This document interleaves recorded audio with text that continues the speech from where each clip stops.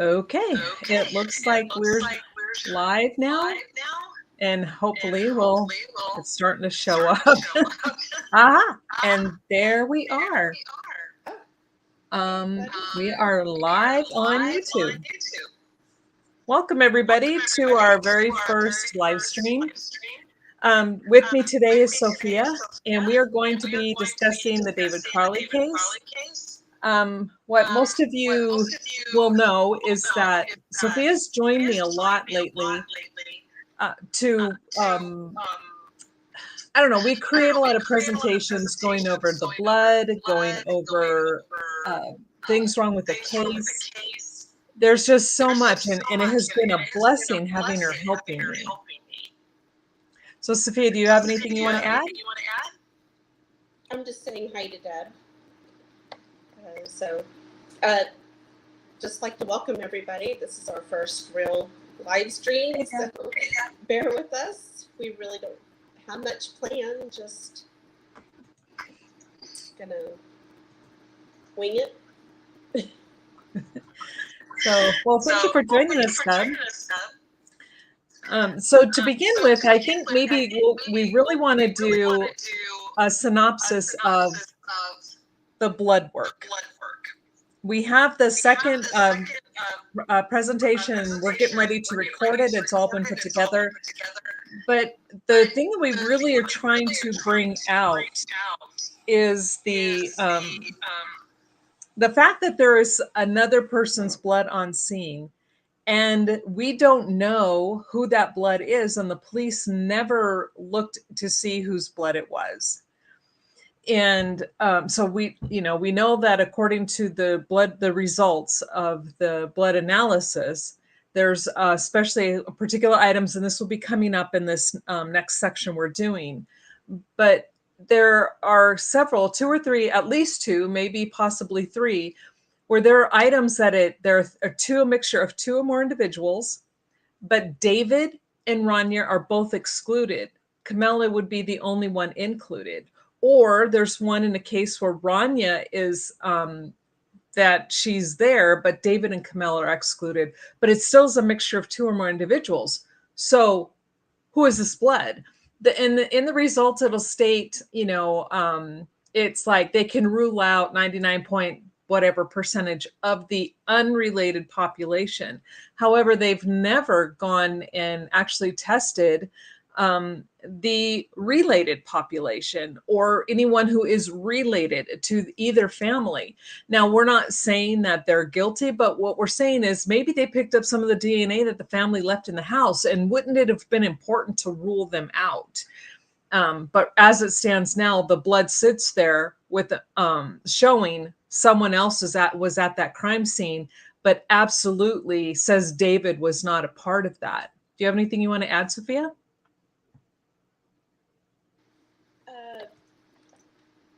Just that it would really be interesting to find out if they will test it in the future and what those results would be. I mean, because even like the passive drops that were there in the kitchen, I seriously want those tested, because if that comes back as a mixture or as just one person and it's not David or Camille or Ronnie, then that would tell us for certain. And I'm surprised that they didn't test it. Yeah, it's super amazing. On yours, if you go to your settings, if you make sure that the echo cancellation is marked and checked, that might be what's going on, hopefully. But yeah, and we're like going, I mean, I don't know. It seems like it would be, like a beginning thing, like a beginner would know that if you're going to be taking blood samples and you're getting these results back, and these results are showing that there's someone else at that crime scene, or someone else's DNA is mixed within that crime scene, you would think that they would go, oh, we need to kind of rule some people out. But they didn't. They can rule David out on a lot of these blood samples, but they don't include him. I don't know. It's frustrating for me. Yeah, it is. And when you're looking at the blood, and especially that corner right by the recliner in the hallway, there are passive drops within that blood, within the cast off and the medium velocity. It's right there, and I'm surprised that it was never tested. They just took swabs of certain items that looked peculiar to them, and obviously somebody was bleeding and walking around bleeding, but it wasn't David, because we don't see that. We don't see any injuries on him besides what the autopsy noted, which was the missing right hand and most of the face gone. Yeah, exactly.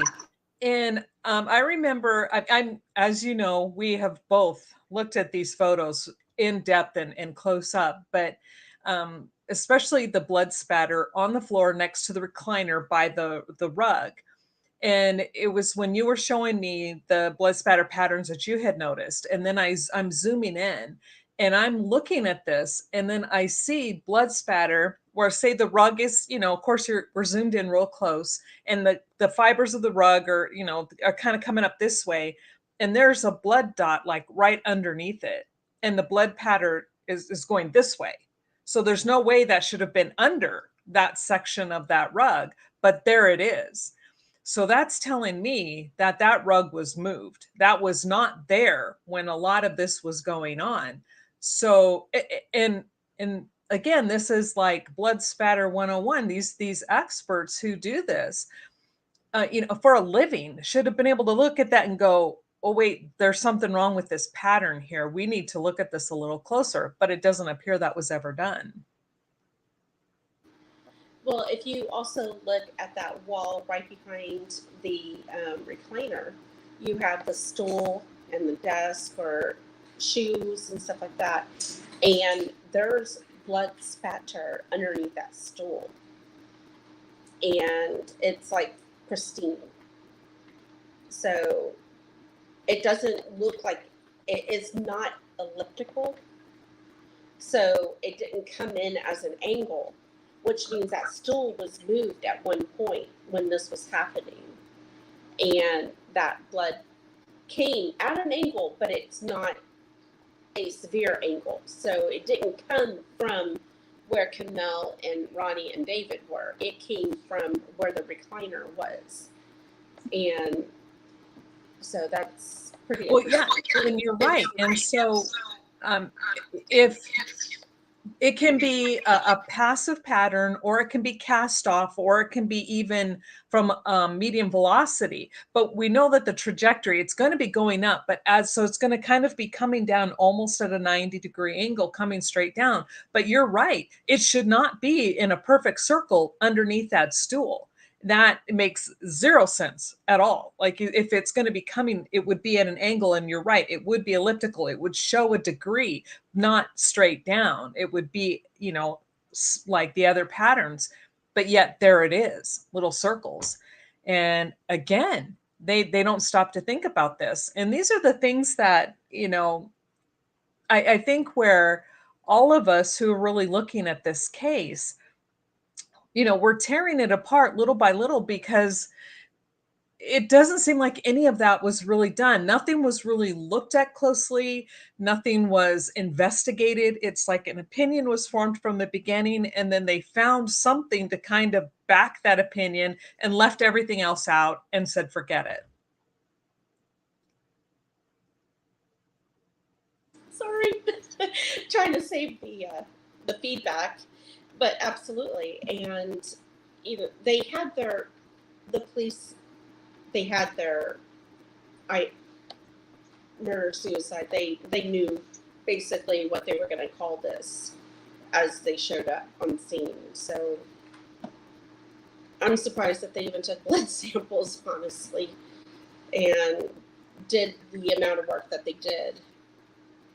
I'm going to go ahead and post this in the group that we're live. Okay. Yeah, I'm trying to check on my audio And I have the echo cancellation checked, so I'm not sure why I'm hearing myself so well through you. It's like, Okay.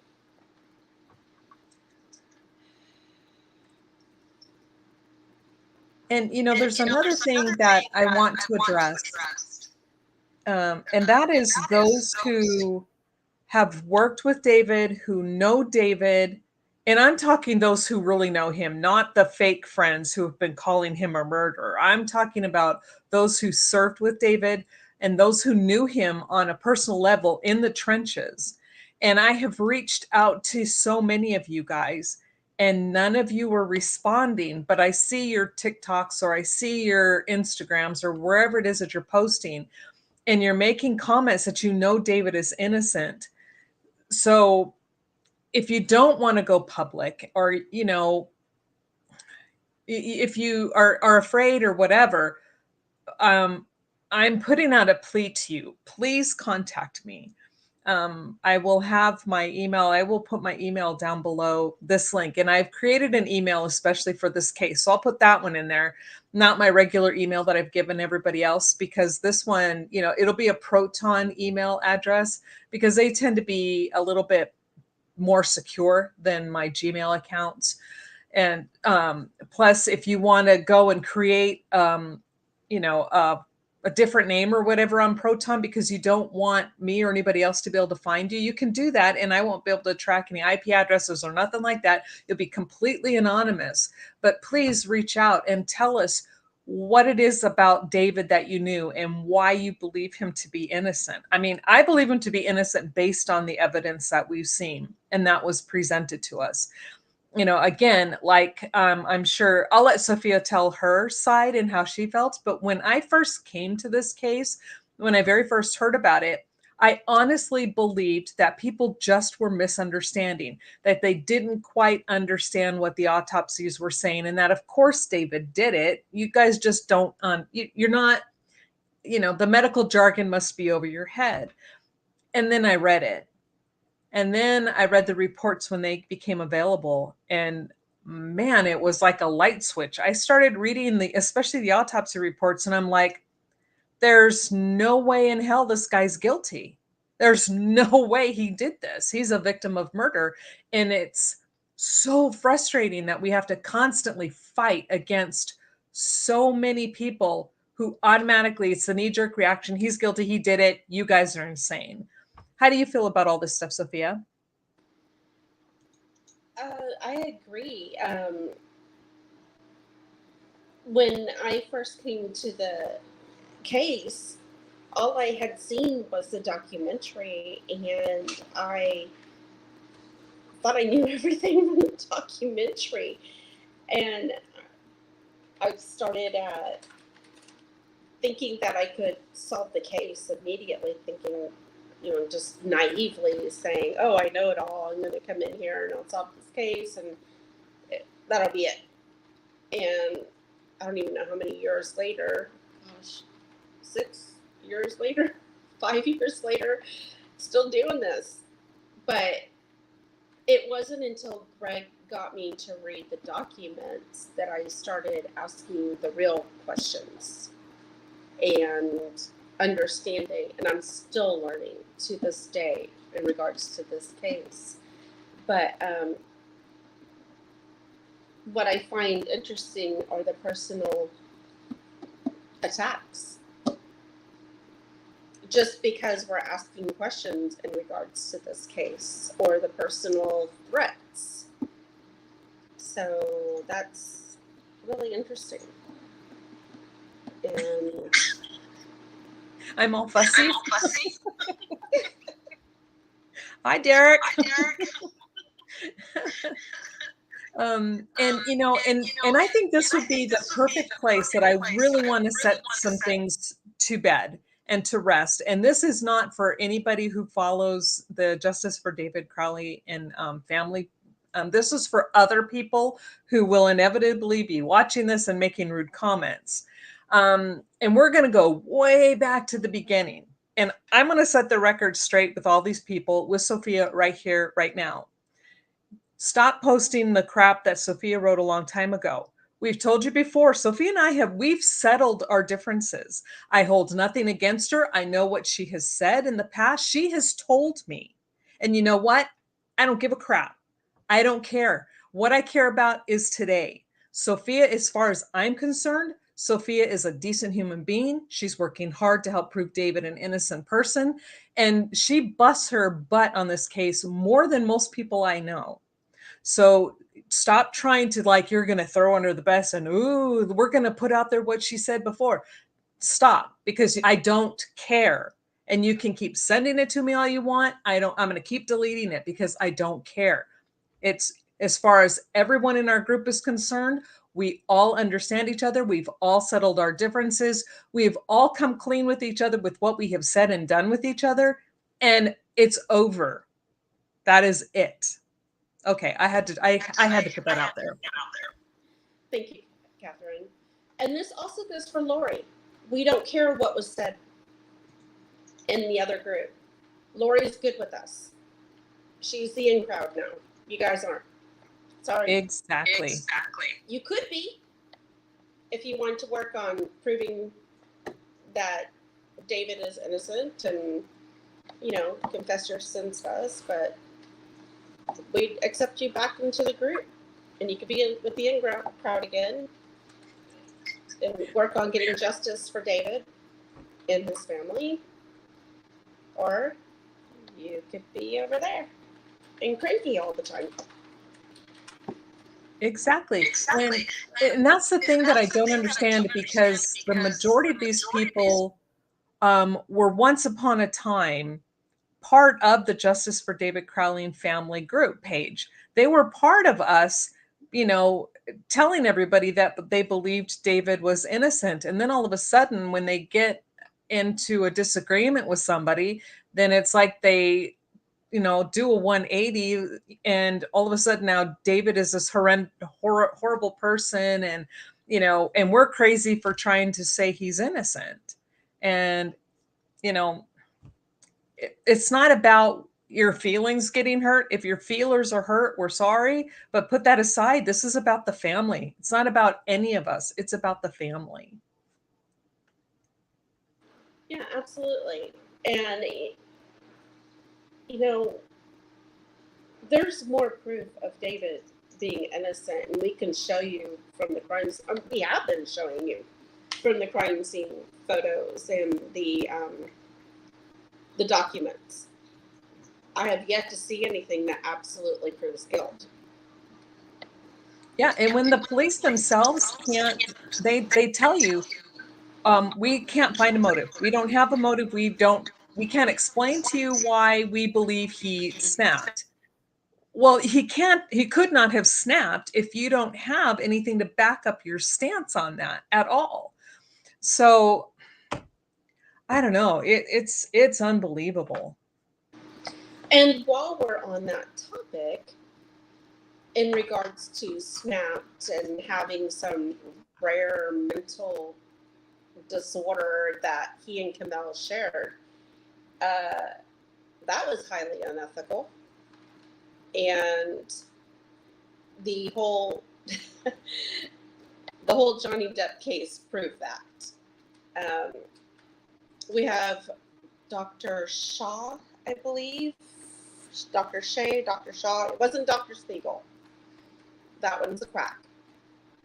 But he proved, and he even stated it, and we're going to show this in a future video. I sent it to Catherine. Let me find that information because I can give you guys the link and how many, what minutes in, where they are stating that you cannot diagnose a patient who has not seen a psychiatrist, psychologist, or counselor and doesn't have doctor's notes, isn't alive. You cannot diagnose them or give your professional opinion in regards to that. And it's an individual. It doesn't mean a high-profile person or celebrity. Individual. And this is the Goldwater rule. It's been amended numerous times. And I think the last time it was amended was in 2017, but it states this. And that doctor goes to quote the Goldwater rule. And I'm going to post that link to his video in the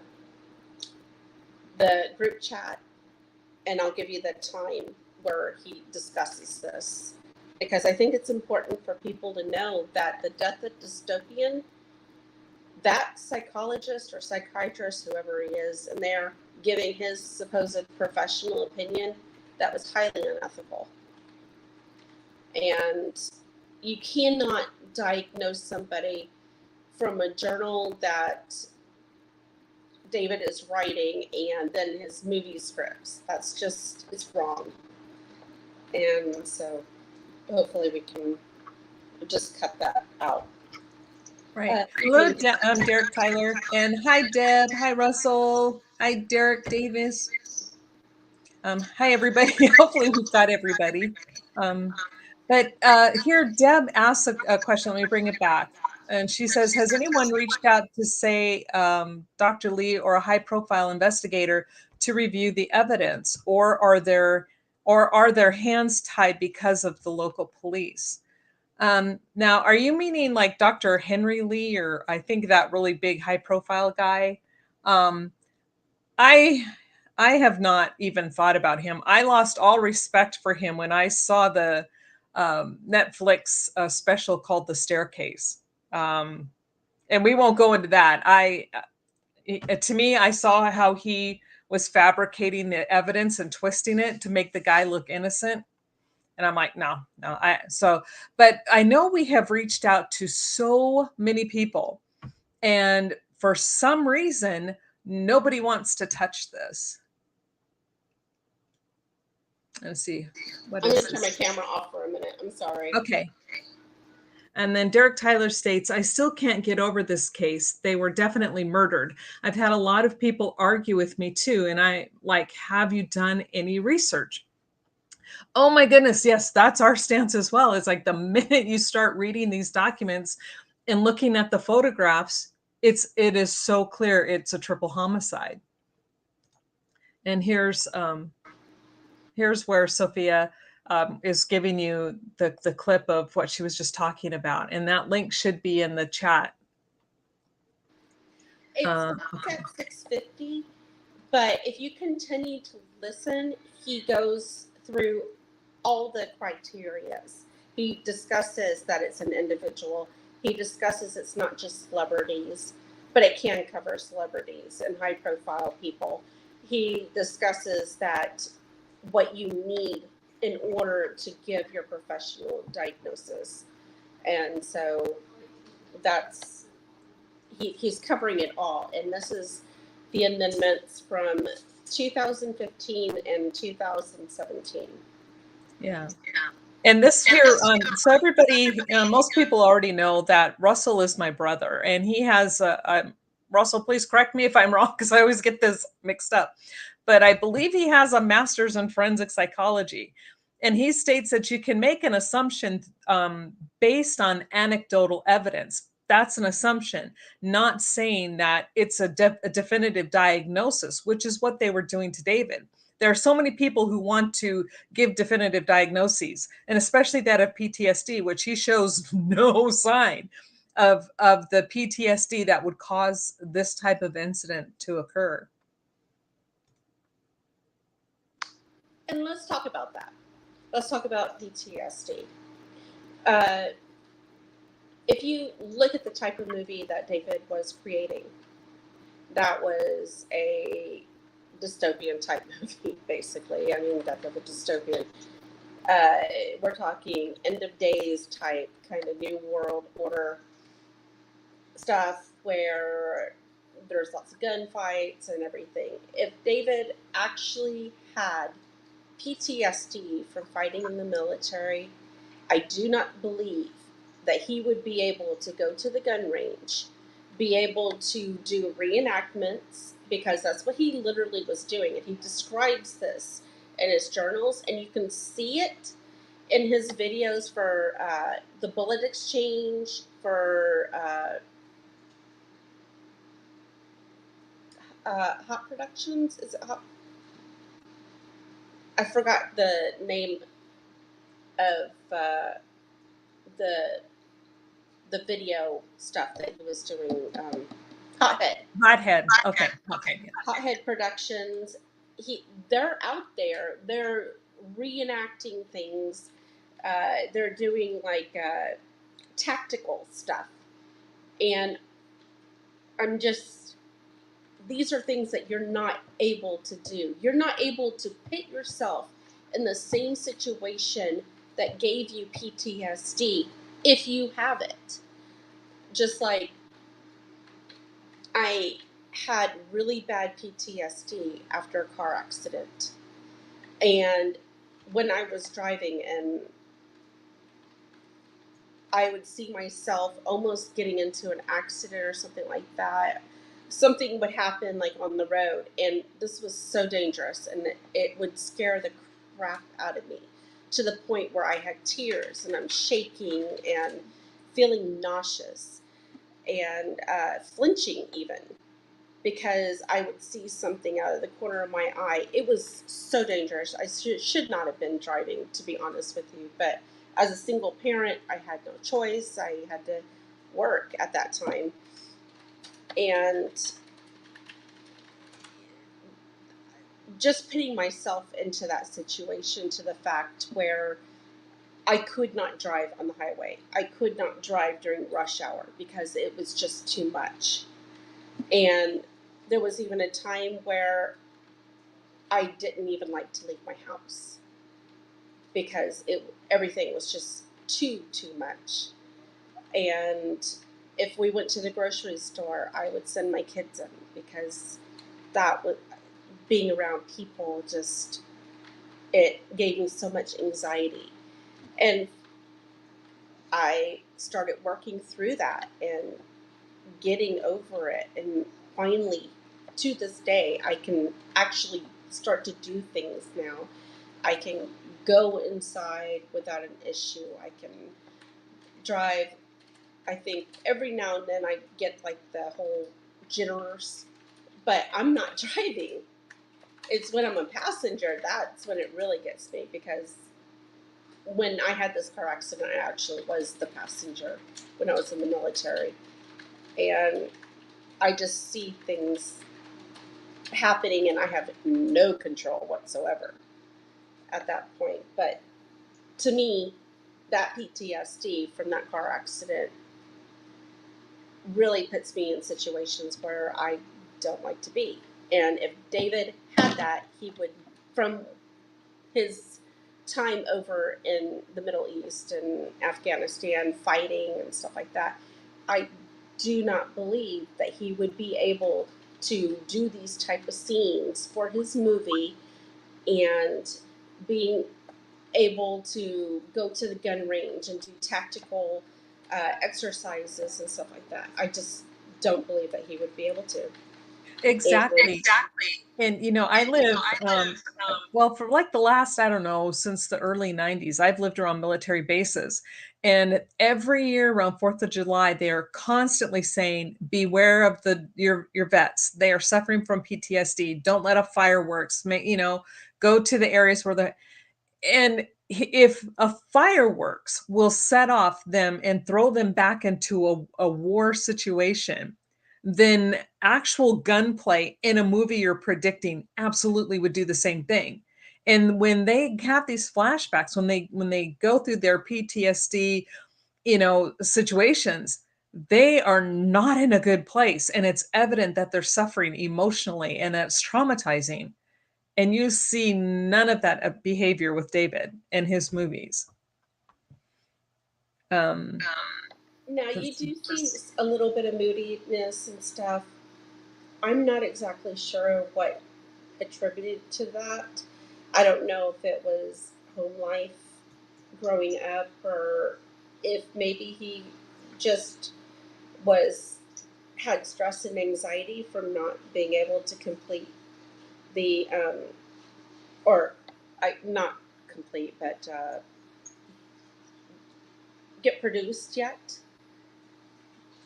I don't know, but he does discuss that in his diary, and that's understandable.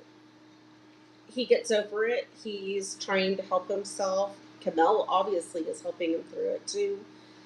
Uh, he uh, he does discuss PTSD, but he attributes that to being stop lost, and he considers that a kidnapping. Which, when you think about it, he spent 400 and something days at, stop lost in the military. That's over a year and a half that he's missed being with his wife, getting to know the daughter. Um, did she have Ronnie before he came back from being stop lost, or right afterwards? I don't know. Yeah. But no, you're right. And in his journal, he does talk about. Yeah, can you mute your mic again? Or the okay, there you go. Thank you. But he does talk about that PTSD, and what he talks, like you're stating, it's the fear of having to be away from his family, being pulled away involuntarily, being stuck in a place he doesn't want to be. And that is what he was afraid of. That is far different from having reactions to being in war, and all of a sudden you're going to go, suicidal, homicidal, and suicidal. And so he must have known what he was doing was going to cause that type of mindset in somebody. Otherwise, he would not have made that comment. I believe it was on the Alex Jones show where he says, I am not suicidal. He made it a point to put that out there to the public. And, so I see that as he was kind of trying to cover his bases, say, hey, if something happens to me, kind of like with what Elon Musk has done. If I end up dead, it's been nice knowing you, And so. Yeah, it's just, I think he stated that a couple times. One was with Danny August Mason, and the other one was with Sean Wright, I think, which is very interesting because they both have stated that he did commit suicide, and so. Yeah, and I went and I found another Facebook group that is in support of David and his family. And I saw a comment, and I will not mention this person's name because they don't deserve it, but they were really ripping this one poor girl apart, or was making the comments in support of David. And their comment was, well, I know him, and he did this, and he was my friend, and he killed his family. It's like, dude, you didn't know him. You weren't his friend. He didn't even talk about you, and anything he ever did, you weren't on his radar. And so the fact that people who constantly, like you were saying, Danny August Mason, Mason Hendricks, Sean Wright, and then these other people who will rename nameless, constantly say, oh, I was his friend, and yeah, he killed his family. Nobody went to this man's aid. Nobody stood up and said, I don't believe that. And those who do, and this is the people I was addressing at the beginning, because I've seen posts by military buddies, people who actually knew David and knew him in the trenches, who said there's no way that man did this. And when I compared this, somebody who truly knew David versus these I don't know, leeches, I'm going to take the people who really knew David.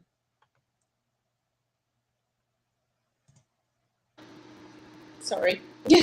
Oh, Yeah. no. And he does discuss these people, the ones basically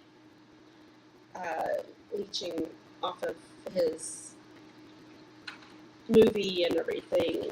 He discusses them quite extensively in his journal. And maybe that was the reason why they decided to turn on him. They were angry, and they knew how he really felt, and they were going to be left behind. And yikes. And I want to address hi Occam's Razor and some comments that they've made, but like with my brother, and he stayed with me almost a little over a year ago now. He stayed with me for a while, and I can verify this to be true. I didn't even stop to think about it because I'm not used to having someone in my home that gets triggered. And we're watching a movie, and I can't remember what it was, but I saw it trigger him. And I mean, it was apparent where it's like, oh my gosh. So I turned it off and I'm like, I'm really sorry. It's so evident when they truly do have true PTSD.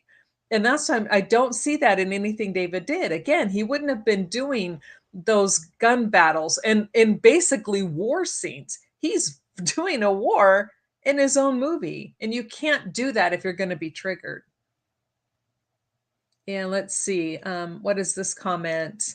Occam's Razor says he was making a film about FEMA from a perspective that people back then were not aware of.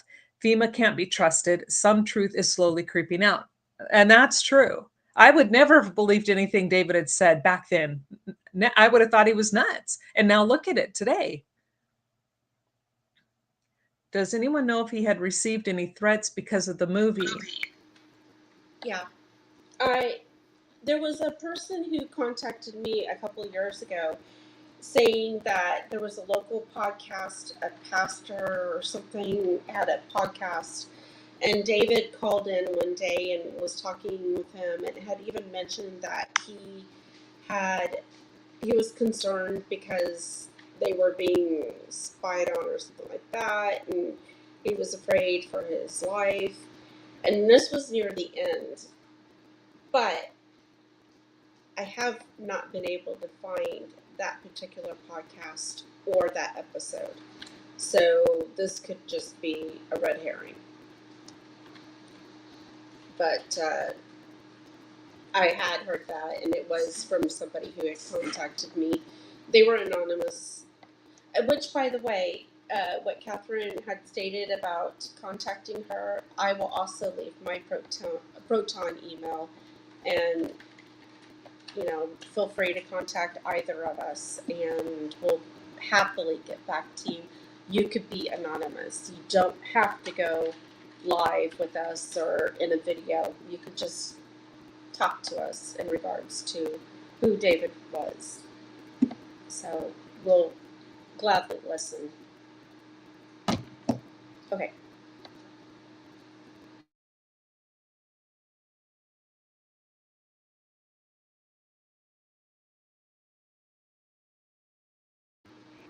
You're muted. Okay, see, we're both muted. We're both doing the same thing. Okay, so I was going to ask you if you could read what I have on the screen there from Derek. Derek, David had a lot on his plate. He was dealing with his family life, writing a production, also trying to get certain people out of his life, but not enough to kill his family, which is absolutely true. I mean, I see it as a man who was desperately trying to be successful, which he finally had sold a script, and he had, I think, 7 more in the can trying to write. And he was trying to get everything lined up. He desperately wanted to move to California. He was excited about that and the future. Honestly, I mean, you're not going to have a mortgage company calling and checking your credit unless you're planning on moving. And this mortgage company was out in California. So to me, there are signs that he and Camille were planning to move. And why would you plan on doing that if you weren't going to be around? And I mean, if you look at the last things on his blacklight report, he's looking up contracts. He's looking up. Sorry. Kitty cat. That's Lily. He's looking up contracts for the Gray State, for the Rise, Danny August Mason's, I guess, trying, that particular contract or letter that he had sent out wanting Danny to sign his rights away. So why would he be looking at these contracts and everything if he had walked away from working with the Mikes? Right. And let me fix this again. Like, hold on, let me there are a lot of people who will try to say that the old he just snapped. We know that was the police going with, and the Eric Nelson went with, and that ridiculous thing that they put on Netflix, and we know that we hear that echoed from so many others. However, I want someone to name me one time that somebody truly everything was great. Their life is going good. Everything's hunky dory. They show no signs of being depressed, no signs of anything. And then all of a sudden they're walking down the street and then just start killing people. And this is what they want, I think, people to believe about David. I know people will try to say that because some people go back to, oh, well, he was growing a mohawk and he looked unkept. He was losing weight, blah, blah, blah, blah, blah. And this is people putting their thoughts and their insights into how they're viewing what David was going through. And David always admitted when he's in the writing mode, he doesn't eat, he doesn't do anything. He pretty much forgets life exists and he's focusing on that. So that is not the same thing as someone who is suffering a mental breakdown. That's someone who gets so engrossed in what they're doing is like, oh man, don't let me do that again. I forgot to eat for 3 days, that type of thing, which is different than life is so hard, man. This fucking sucks. And, I just wish everybody would just die. It's just, you never see that attitude with David at all. Well, and also if you look at what they were. Oh, no, I'm pointing to Deb. Oh, yeah. Deb says, I don't think just snapping happens. You see signs. Absolutely. You see signs. Yeah. You see the crazy on the wall. So, but David and Kamel had been working out, and you see Instagram photos. You see him talking about it in his journal, that they were doing CrossFit. They were eating healthy. David did his mohawk, I guess, quite often, because if you look back into the photos that he has posted online, it's there. Well, their family photo on the wall, he has a mohawk. Absolutely. And even Danny August Mason has one in the trailer. So I just don't see how that, or wearing fatigue pants, because if he's working outside or whatever, he's going to wear what's comfortable, and what he doesn't care gets dirty. And if that's what he was wearing, then he talks about that also in the journal a lot, is that he's working outside, he's weeding, he's doing things, he's active. And so if they lost weight, that's because they were actively trying to lose weight. They were working on that. You're right. David mentions that in his journal. In fact, he was quite proud. He had lost a certain weight. He had gotten down. He said he had gotten down. I think it was 168 or 169, but he was really excited. He's like, man, because, sitting around and writing, you're going to end up gaining a lot of weight. But you're right. Here's the point. Someone who's depressed and, spiraling down, they don't go out and go exercising every day. They don't sit there and eat a good, well-balanced diet. They don't make it an effort to get writing done and to focus and get projects completed. They don't go around looking for a new home in a new city. Everything that David and Kamel were doing, where's the spiraling? Where is all the so-called depression? I see a man who's focused. I see a man who had goals, who set goals, who achieved those goals, and who was moving forward and getting rid of what we could probably call excess baggage that was just leeches hanging off of him, trying to get money off of him, riding his coattails all the way to Hollywood. And he's like, no. I think of those sucker fishes on sharks and whales and bigger fish. That's what I see instead of leeches. I see those, where they're hanging on, going for the ride. But yeah, just what else can we discuss? Well, Deb, what do you mean? Oh, people who cycle. Yeah, they're sleeping a lot, which is true because I went through that, and that's extremely true. Gosh, I was asleep more than I was awake at that time. You become more introverted. Yeah, and we have to remember this was winter time too. I don't know how many people really go out all the time outside in the winter in Minnesota when it's flipping cold. But personally, when I lived in Alaska, I didn't like to go outside when it was negative 35 degrees. I wasn't that type of a person who wanted to go out there and do all the winter sports and everything. I didn't mind looking at the snow through the window, next to the fireplace, but didn't want to be involved in driving on that ice or anything like that. That was not for me. So, I don't know, maybe Camille just didn't feel comfortable being out in the snow and ice and everything. Or when that one person reported seeing her run to the mailbox. Okay, was it raining? Was it snowing? Was it cold? Yeah, because gosh, just walking the dog in the winter when a freeze rolls into South Texas, yeah, I'm running out there really fast and begging him to do his business super fast because it's cold. And, and again, I'm not accusing anybody here, and I'm definitely not accusing Danny August Mason. However, Derek, you make a good point when he says there are some red flags with Danny August Mason. I mean, he does have a record, and this is public. This is not something that we're not doxing Danny. We're not telling you where his record is, but you can easily find it online. And in fact, there are several of the people who are associated with David, and they all have records, and their records are for domestic violence. Here, David has no record for no domestic violence whatsoever.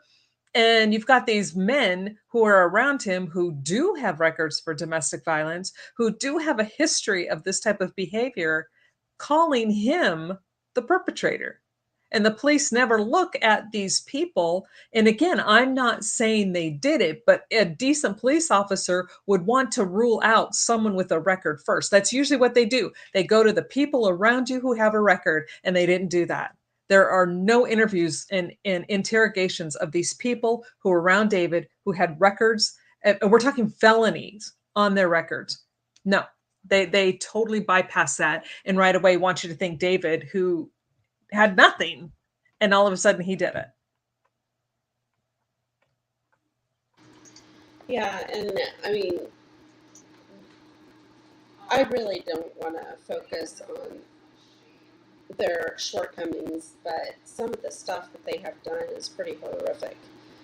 And it wasn't once, it wasn't twice, it was several times for both of those people. And so, I mean, you don't just all of a sudden snap and do that. You're leading up to it. I mean, if you're assaulting somebody verbally, there's something else going on in that history because you're moving up to the assault. So, I don't know. That's all I have to say about that. Yeah. Also, do you have another screen open where the YouTube channel is playing? Do you have that one muted? Do you mute? Did you mute that one? Okay, maybe Greg can help us figure out this echo thing the next time. I'm really sorry, people, but this is our first one. But Deb says, I wanted to clarify the bullet in the ceiling. It had David's DNA, but no blood, correct? Yes, that is correct. They tested it. There was no blood indicated on that bullet. However, when they did swab it and when they tested the swab did contain David's DNA. That is correct. But it was little bits of DNA. They had to do a lot of testing. And Sophia, actually, why don't you help explain that a little bit better for those who are just going to be hearing this for the first time? That is the loci test. Loci. Loci test. And that's where they replicate the DNA that they did find over and over and over so that they could get enough to be able to say who the profile belongs to. And while they were running these tests, they also found mixtures for other items.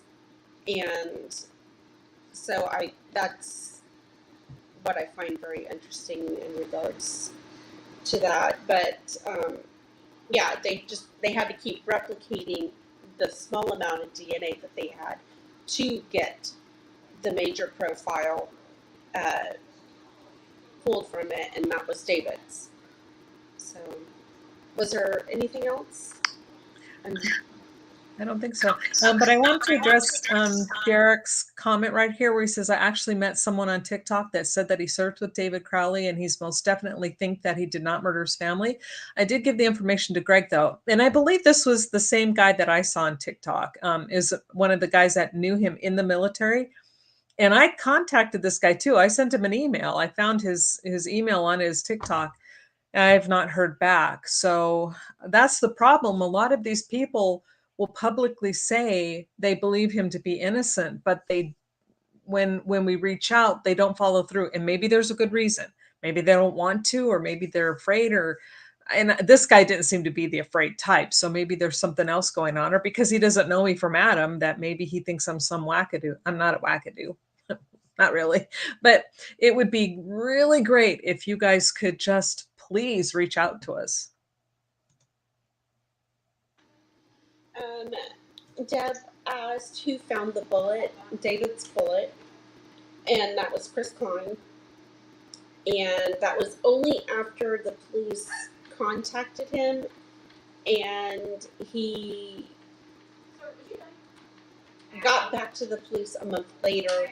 So you'll see it was like February 14th, I believe, when the police got that information. They got a search warrant, went back into the house, and there were 2 BCA agents with them that collected the bullet at that time. And it was up in the attic, the rafters of the attic, sitting on top of the insulation. I don't believe the cleaners were up there, because if they were, they probably would have contacted the police saying, hey, there's a bullet here.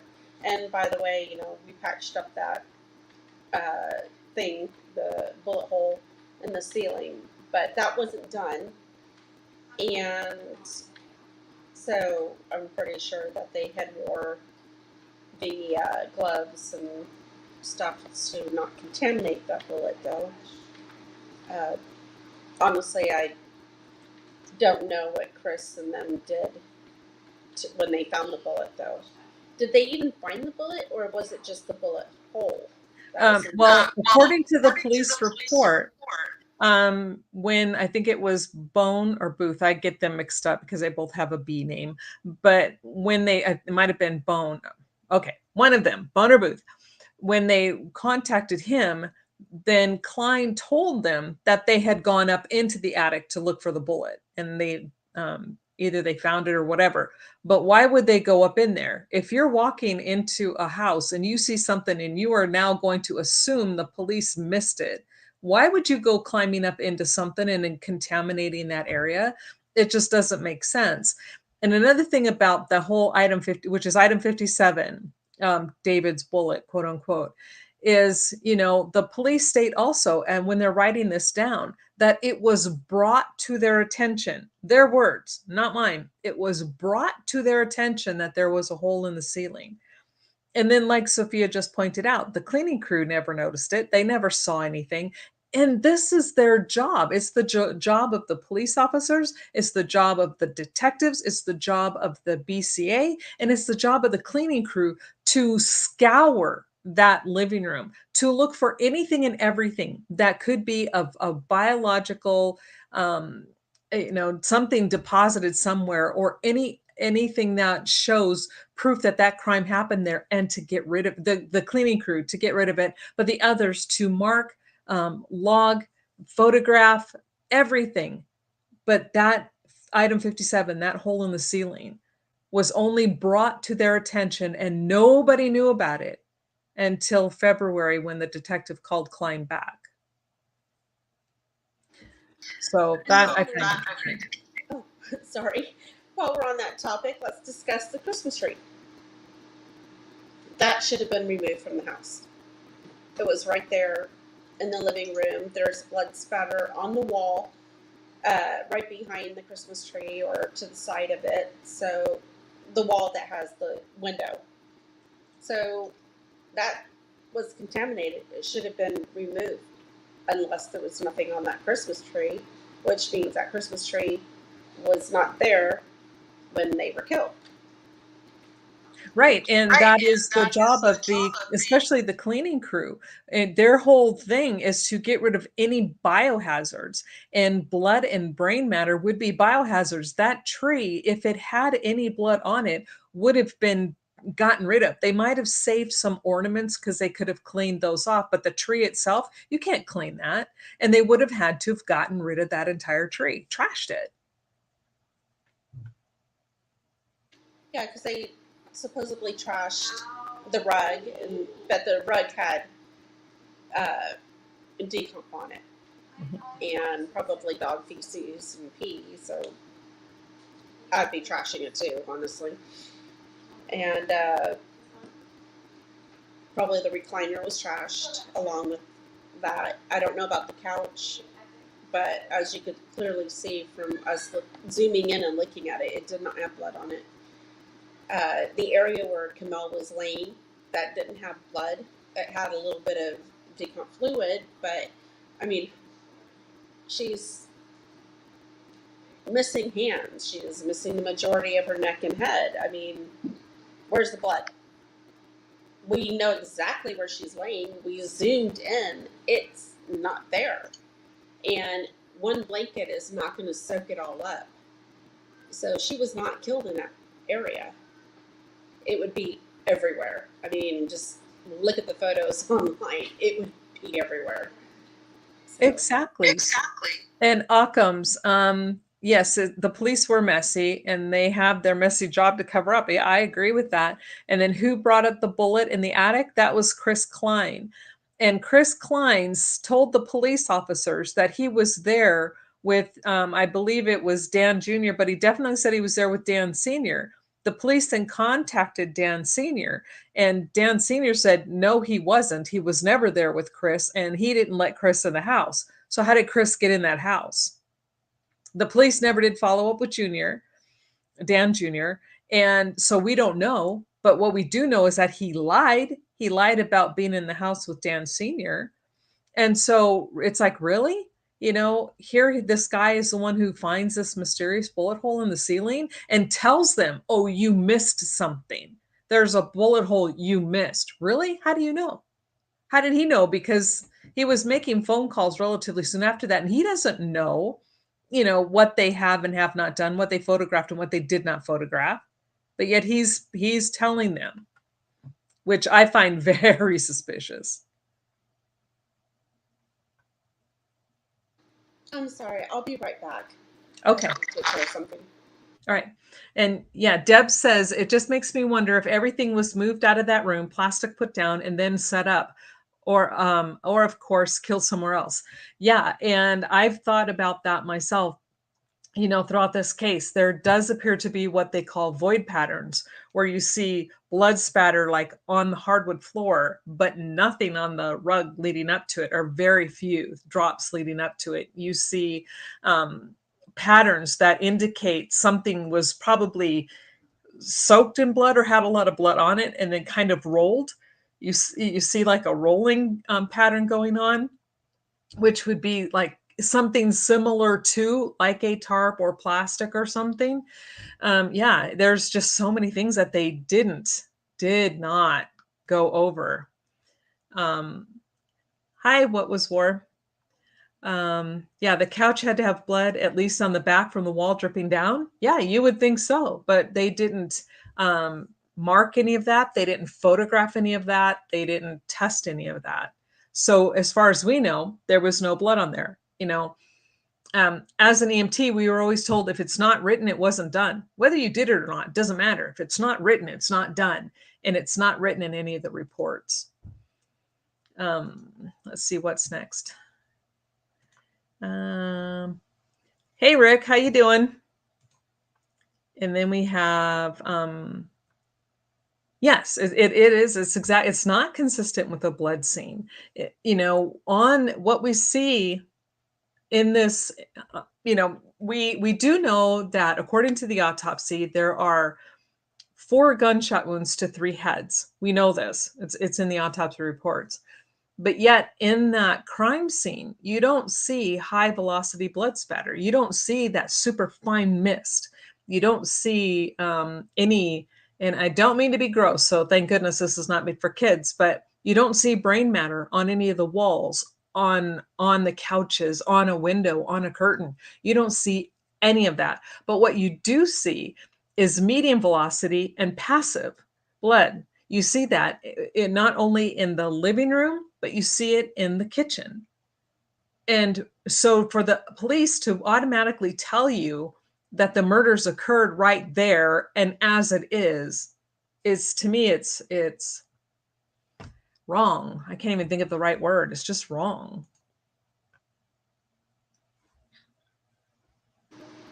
Can I play a little catch up what we're discussing?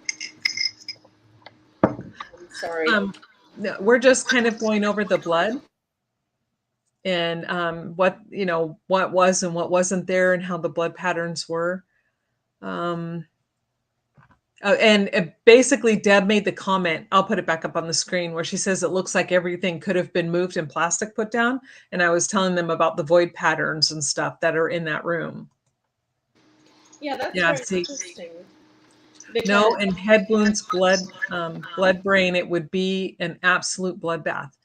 And it really would. I mean, there would be high velocity. There should be at least 4 areas of high velocity, even if it's twice. Say somebody, and again, not to be crude and rude, but let's just say it. Camille got it twice in the head, we know. And if she's in the same spot, there would have been a massive section underneath her head. It's not there. Not there at all. Yeah, and then we also see cast off on the ground and on the wall, but not on the ceiling. That's suspicious to me. Something was, I don't know how you could get cast off on the wall and the ceiling. I mean, on the wall and the floor, but not the ceiling. Right. And anybody who doubts that can look up what cast off is and then look at the photos. It's there. That's not high velocity. This is medium velocity, and it's cast off. There, and when we do that video, I'll be showing examples, and you will see it looks exactly the same. And so, obviously, something was laid down. I mean, this was thought out pretty well, but we can't prove everything, obviously, because we don't have access to everything. Yeah, that's true. And what we do know also for another fact is we know that there was a knife at the scene. And because of this case, both Sophia and myself, we have done a lot of research and a lot of reading on blood spatter. And, I've found that some of the cast off patterns resemble something that would come from something long and thin or something from a thin object. And you have a knife on scene and they just ignore it. So you have cast off patterns that are indicative of a thin weapon being used, which is not a gun, not a bat, something thin, but they don't even mention it. And then you also have cast off that is indicative to like a rod. It's not quite baseball size or baseball bat size, but it's something. And you see that throughout the crime scene too. And that's not indicative to a gun either. I mean, a gun is the high velocity cone shape, missed. It's under 1 millimeter size drops. So super tiny, misting, almost like just a blood spot with a whole bunch of mist everywhere. That's not what we're seeing at all. You don't see that anywhere. And that's highly suspicious. Now, can't really say what the police or the BCA were, what they were thinking or what they were told to do, whatever. That's for them to live with. Yeah, and I want to kind of go over a little bit on the skull piece. I've done videos on this. You can go look through some of my older videos, but that skull piece on the floor, and it's the multiple blunt force trauma video. Look for multiple blunt force trauma. And you clearly see on this skull piece, you see indentations. And I spent like days trying to find what tool could have left these particular marks. Some are in the shape of diamonds, some are in the shape of like an octagon, which almost looks like someone took a socket wrench and, a real big heavy one like you would use for vehicles. And that pattern fits. It's like, turns out to be like almost 3/4 to an inch wide. I'm using, and that's just a guesstimate because you use their little markers, their little rulers they have, and you're trying to measure that with what the photo is. So, but you have a skull piece that has straight edges on the skin. You have a skull piece, that same piece that have the straight edges, it now has indentations, 3 separate distinctive marks. And they don't even mention this in any of the reports. It's not even in the autopsy. They just completely bypass that. You have a crime scene that tells you blunt force trauma occurred. We have head wounds, we have indentations, we have a blunt force trauma, medium velocity blood spatter. And so you've got everything to back that up, but yet they don't even look at it. Yeah, and this has disturbed me in regards to this case, that things have been completely ignored, looked over, or a whole different narrative has been completed. And,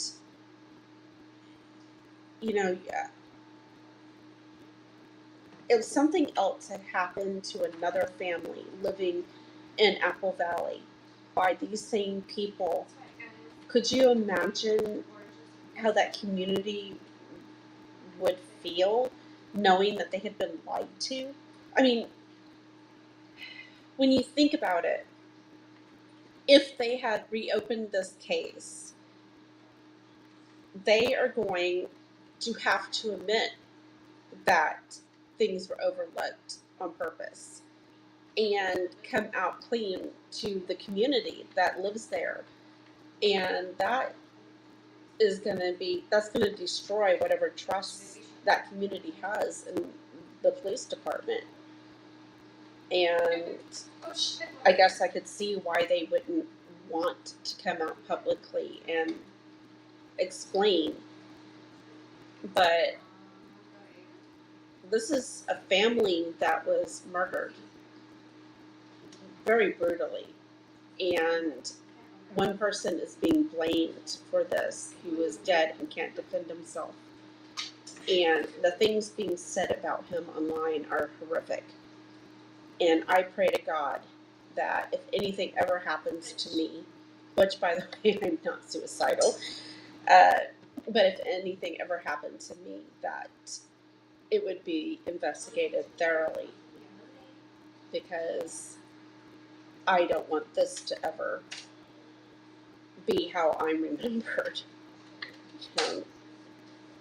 But I feel for David and Kamel. I feel for Ronnie. I mean, of all the people involved in this, she was truly innocent. I mean, she didn't make that decision.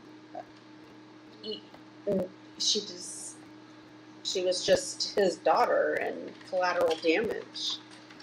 And it hurts my heart for what she had to witness and suffer.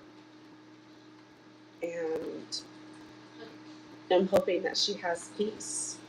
I'm hoping that David has peace and he just doesn't give two shits about what's going on down here and doesn't care what people are saying about him. And I pray that Kamel has peace too, because people are trying to make her think that, or trying to loop her in as Looney Tunes and crazy. And I don't think that's who she was. She was extremely bright and driven and beautiful. And I just, you don't get that from her. But the stories that were being told and the diagnosis from unethical doctors being given out on two people they've never met, don't have a history. And it's heartbreaking. It's heartbreaking how everybody has turned on this family. Sorry. Oh, no, I hear you, and I totally agree with you. And Deb puts, so another thought, once you're dead, your heart stops pumping. Blood spray would be different, but there would still be blood. Correct. And then Russell makes a comment, if the heart stops pumping, there would be no spray. And that's true too. However, it would still leave a pattern, but it wouldn't be the same as if, someone's alive and then you shoot them through the head. So if they were killed with blunt force trauma, why shoot them too, other than to set the suicide homicide scene? There you go. There is a lot of violence in this crime scene and on these bodies, a lot. And it wasn't just a simple, okay, why is Kamel shot twice in the head to begin with? Shoot Kamel twice, shoot his daughter once, and shoot himself. No, it wasn't that simple. It was a lot more. And Occam says, I will check out. Okay. I would like to add to that. There are certain places in the blood spatter that you can see 6 to 7 incidences or events. So 6 to 7 strikes, who knows, 6 to 7 whatevers, but they're all different events, and we will show that in a future video. But yeah, it's right there, and you can see it. There's no denying it. That doesn't come from 4 gunshots. So Right. And yeah, Deb, there would be something there that would be indicative of somebody gunshot wounds to the head. I mean, from what we can tell, we know for sure that Rania was still alive when she was shot. Kamel was still alive when she was shot. David, I don't know. I question that. I'm not so sure. Yeah, and the missing limbs. I mean, they try to blame this dog, but when you have Kamel with an arm under her body and she's face down and a blanket's over her head, the only thing that, according to what they write, the only thing that would be visible to the dog is the right hand, but yet her entire face is gone, her left hand is gone under her body. They don't explain any of this stuff at all. And what's this? Spatter is not caused by the blood in and of itself. There must be an external force that is being applied. Correct. And oftentimes, too, that's how we know that it was more than just one event. And an event is like every strike, every hit would be an event. Because with head wounds, when you hit somebody the first time, that's generally not going to leave blood. It won't leave a spatter pattern the first time. It's when the blood then starts to come out of the skull and then something impacts that blood, then we'll leave the pattern. And so that's what I'm telling you. This was not a simple shot to the head and everything's okay, because the crime scene tells us something way different. Way different. Is there anything else you wanted to cover tonight? We've been going for an hour, almost hour and 15 minutes. Yeah. I just want to say thank you to the chat. These are great questions. These are great comments. I really appreciate it. I know Catherine does too. Wow. You guys are on fire. I know. It's like, thank you, everyone. We really, really appreciate you being here. And yeah, like Sophia was saying, fantastic questions, lots of really great dialogue going on. And we will probably cut this short for tonight because this is our first one, but we will definitely be doing this again.